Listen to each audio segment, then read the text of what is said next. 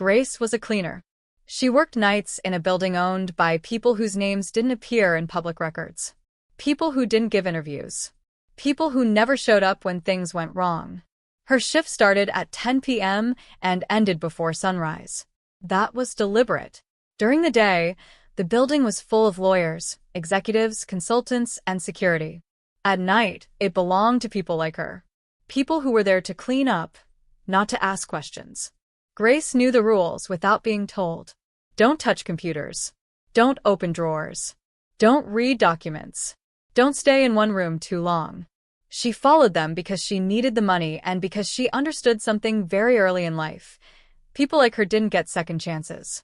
The office on the top floor was cleaned last every night. It belonged to a man whose name was never on the door. Security cameras covered the hallway, but not the room itself.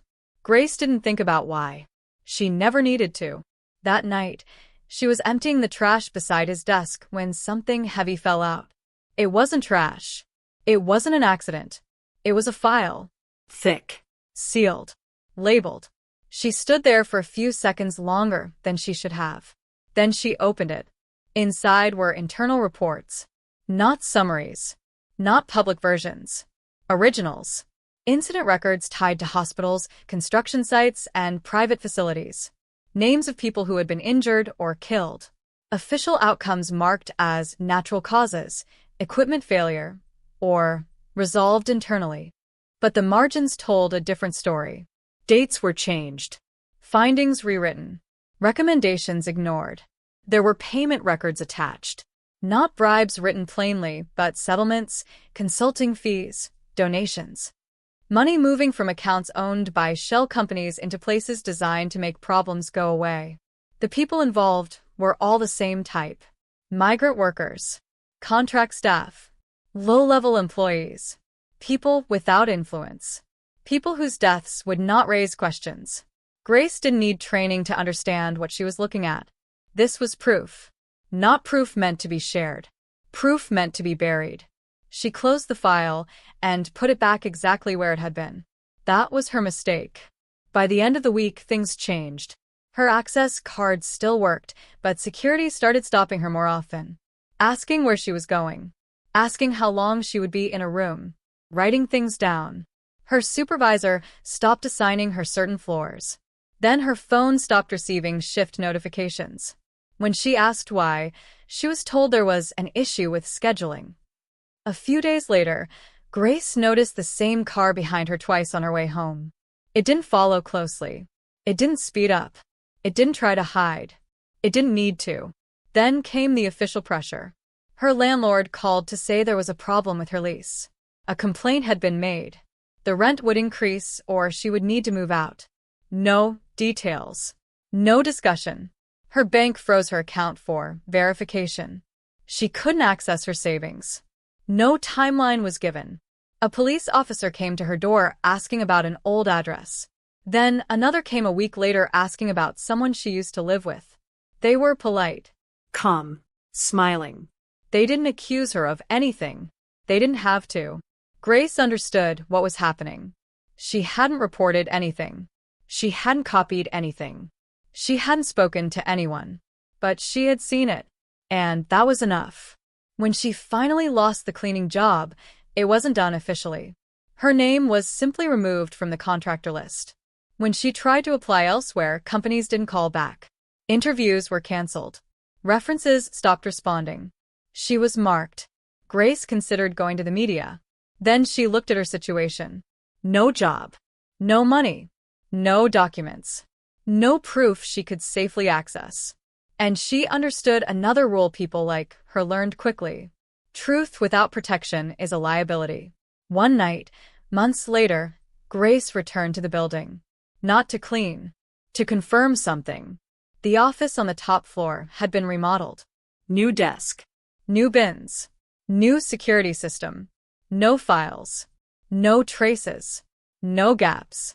The past had been erased properly this time. A week after that, Grace disappeared from the city. No missing person report was filed. No investigation opened. No article written. She wasn't important enough for questions. The companies involved continued operating. The executives continued appearing at events. The deaths remained officially resolved, and the lesson remained intact. People think oppression is loud. It isn't. It's quiet, administrative, Clean. It doesn't need to threaten you. It just needs to remind you how fragile your life is. Grace learned that too late. She didn't expose the system. She confirmed that it works. Grace did not vanish all at once. First, her phone number stopped working.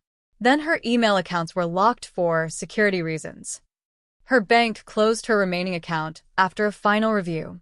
The balance was transferred to an internal holding account. She was told she could appeal. She never did. Her landlord changed the locks 2 weeks later. There was no eviction notice. The apartment had already been flagged as abandoned. Grace was not reported missing. The cleaning contractor listed her as voluntarily terminated. No forwarding address was required. Her supervisor signed the form without reading it closely. When her name was run through employment databases, it returned nothing recent. No active contracts. No disputes. No complaints. She became unemployable without anyone having to say so. Grace stayed with different people for short periods. Never long enough to settle. Never long enough to be remembered. She avoided hospitals. She avoided police. She avoided public offices. Not because she was hiding a crime. Because she understood the position she was in. People who fall out of systems do not exist to those systems anymore. But they are still visible to enforcement. 3 months after she left the city, Grace was detained during a routine stop. No charge. No arrest. Her identification was flagged as inconsistent. Her address history didn't align. Her employment history ended abruptly. That was enough. She was held for questioning, then transferred, then held again. No one contacted a lawyer. No one contacted family. There was no urgency. There didn't need to be. Grace was processed as a low-priority case. Her file was thin. Her risk was labeled manageable. She was released later in a different jurisdiction with instructions she couldn't realistically follow. Report weekly. Provide documentation she didn't have. Remain reachable without stable housing. Each failure was logged. After the 3rd failure, she was detained again. This time longer. Her name appeared in internal systems under a different category. Not missing. Not criminal. Just unresolved. Her previous employer was contacted for verification. They confirmed she had not worked there in some time. No further questions were asked. The building she used to clean changed ownership. The offices were renovated again. Records were migrated to new systems. Any connection between Grace and what she saw was gone. The files she had found were already gone before she touched them. What remained was only confirmation that someone had noticed. That was the problem she represented. Grace did not testify. She did not expose anything. She did not publish evidence. She was not silenced because she spoke. She was removed because she existed in the wrong place at the wrong time and understood what she saw. Eventually, her name stopped appearing in updated databases. This was not unusual. Unstable housing. No active employment. No fixed address. Systems are designed to lose people like that. No announcement was made. No closure required. The companies involved continued operating. The executives continued their work. The deaths remained resolved. The cleaner was never mentioned again. Nothing illegal was documented. Nothing extraordinary occurred.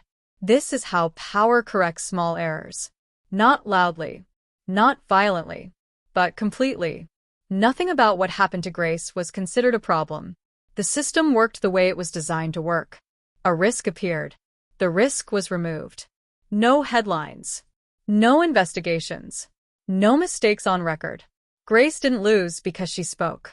She lost because she was visible for a moment and disposable forever. This is what injustice looks like when it's efficient. If this felt familiar, say why in the comments. Subscribe to Quiet Consequences if you want more stories about how power actually operates.